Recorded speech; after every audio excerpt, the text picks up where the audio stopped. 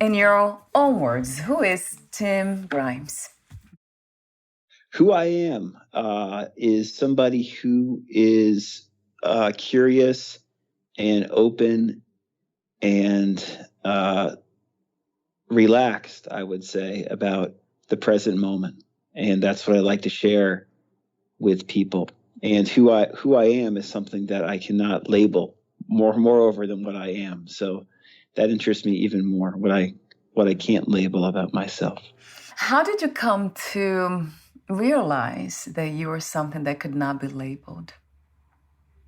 Well, for me, I think it was there were probably little hints of it, but for me, it was kind of dramatic. I described the event in, my guide, The Joy of Not Thinking, which we discussed last time I was on. For me, it was kind of a traumatic event on a beach that led to a very, you could say, earth-shattering moment where I realized that everything I thought I was not real, but was actually a mirage, and kind of left me thunderstruck, and that effect never lasted me. So never left me. I should say. So yeah, that's kind of how I've lived my life ever since, is not knowing how to describe myself because I don't really believe I exist.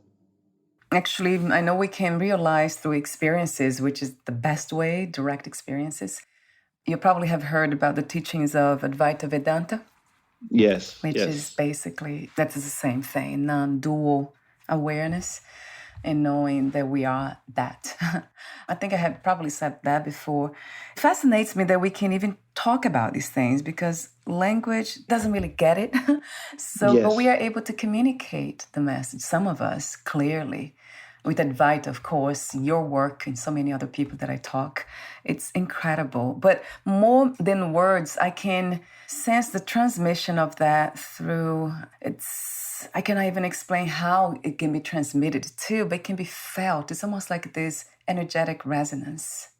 Yeah, exactly. I remember talking about this last time, and I feel you. I hear you about it. Hear you, feel you, whatever you want to say. I mean, that's what's amazing, is how it can't seemingly be described, yet we're able seemingly to explain it to each other in this way that is not using language in its typical fashion, but we're still able to communicate, whether you could say energetically or I don't know, psychically, I guess you could use that term too. But it's something that is conveyed, and it's conveyed in a very real way that's way beyond intellect, and that's something that I think a lot of people just don't, who are into spirituality, I would say they still have a hard time grappling with that, because I guess it can make you uncomfortable for a while until you just realize that that's actually a good thing, and it's actually good. That's what's helping you, I think, more than anything, is that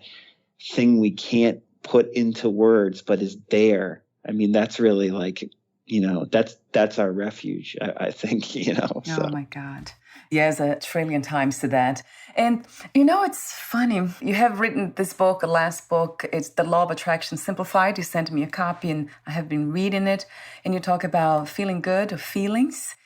And I just realized recently that the transmission that we are talking about that can be felt somehow, it really can. And I don't know if happens to you, but with me, when I am in the presence of somebody who has realized this truth of being no thing and everything at the same time, my body feels almost like so relaxed and open that it's not hot. It's almost like on the cold side. Yes. It's amazing. And I'm realizing that more and more and more with you now too. Because sometimes the body gets nervous because the conditioned mind and the self that's still there, dancing here somewhere, it comes to surface when I am in the presence of somebody who is kind of mirroring them in a way. And then the body responds to it, becoming very hot, anxious.